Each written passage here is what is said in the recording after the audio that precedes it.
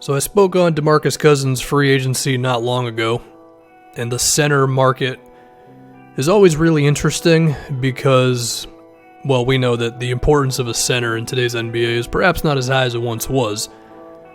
So it's always interesting to see what are they worth to the team they're on, what are they worth to a different team, and all this stuff. So Nikola Vucevic is having his best season. A lot of points, a lot of rebounds, jump shots, post-ups, pick and rolls, pick and pops, everything. Vucevic had a stretch this year where he was kind of one of the better offensive players in the league, and even if he fell back down to earth a little bit, the guy is still balling out.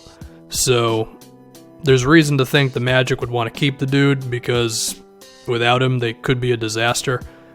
But at the same time, they do have Mo Bamba, and while I don't think that Mo is ready to start, it does create an awkward situation where maybe Vucevic wants a long contract, and you have to think at a certain point that you're going to want Mo Bamba starting.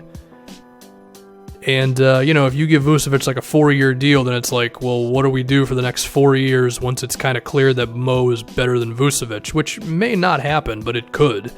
And if that does, then that could create an awkward energy around the team and, a whole bunch of other things. But, I think for the next 2 seasons or so, you want to keep the guy, but if you're going to give the dude a 2-year contract or whatever, then he may not be cool with that. He may want a longer deal, and if he was going to go out into the open market and compete with basically DeMarcus Cousins on the center market, then, who's going to give Nikola Vucevic the money? Well, I think the first thing to talk about is who do you like more, Vucevic or Boogie, moving forward? Certainly we know who's had the better career, but DeMarcus's Achilles, it is what it is, And also with Vucevic, you're not freaked out by his personality and the way it could affect the team. But with that being said, Vucevic, before this year, he had 2 years in a row where it was like, this guy kind of sucks. So while his jump shot has allowed him to go to a different level this season, we can't act like this is 100% the new Nikola Vucevic. Also, while he hasn't had an injury as bad as Boogie's, it's not like he's been untouchable throughout his career. He's had his share of seasons where he's played below 60 games. So I don't think you feel amazing offering either one of these guys a huge contract, but they're both going to end up on NBA teams next year. And I don't know, I just think this is the way the center market is. Like last year, the two guys competing with each other were basically DeAndre Jordan and Clint Capella. And I still think the Mavs should have forced the Rockets' hand and thrown Capella an offer, but they didn't. But I think a similar thing's going to happen this time around. So if we look at teams that have the money, of course there's Orlando, and look, I'm not going to be shocked any which way of what happens there, but I think we should have some expectation that there's no guarantee Vucevic is going to be on the team past next year because of the Mo Bamba stuff and what Orlando wants to sign him to and what he wants to get signed to. If we just go down the list of teams, there's the Knicks, and if they ended up with Nikola Vucevic, then that would probably be a little disappointing after the Porzingis trade. I also think the new Knicks front office is not going to love the idea of giving him like 4 or 5 years. There's the Clippers, and maybe Vucevic could be a fallback option for them, but with the way they operate, I wouldn't be 100% open to that happening.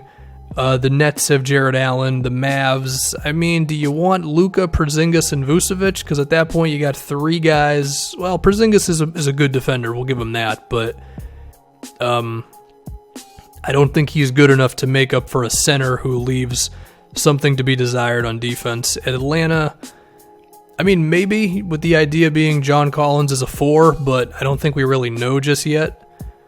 Indiana, that's not going to happen. The Lakers are interesting. They're desperate for some offense, and it's safe to say they're going to use their cap space. And Vucevic may be a desperate fallback option, which might not even be that bad.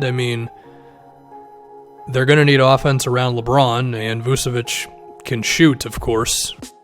Granted, it's not like he's been shooting a million threes this year. He's taken like 3 a game, but between that the fact that we've seen bigs who have built on their three-point shooting to take more a game, Brook being one of them, but on top of the fact that he's an outstanding mid-range shooter, so the spacing is still effectively there. That could help the Lakers out a lot, and he could also give them a guy to just dump the ball down to in the post sometimes and just get some buckets that way, which is nice. So I wouldn't be surprised with that one. Philly's not going to happen. The Kings, I don't think so, with Bagley coming up and everything. The Bulls, no. The Suns, no.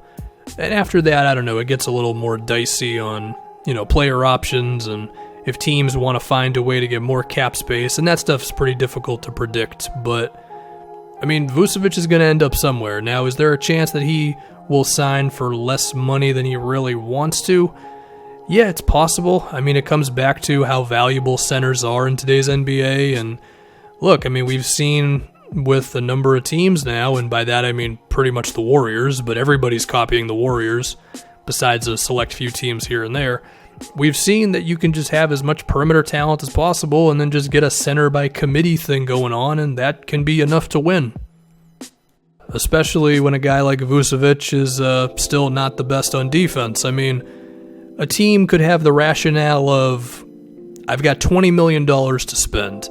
I can give all of that to Vucevic, or I can give 10 to Dwayne Dedmon, and I can give the other 10 to some wing who can make threes, and we can just figure out a way to play him on defense. And you know what? That may be more valuable than Nikola Vucevic. So, yeah, all this stuff matters. But with all that being said, Vucevic is still pretty good, and he could definitely help some teams out. So, my gut would tell me he's probably going to get somewhere between 17 and low 20s a year. If I was a team, I would feel comfortable giving him about 15, but because it's the NBA, I probably got to give him a little bit more. And I'm just saying, should probably be open to the idea that maybe he's not on the Magic past this season.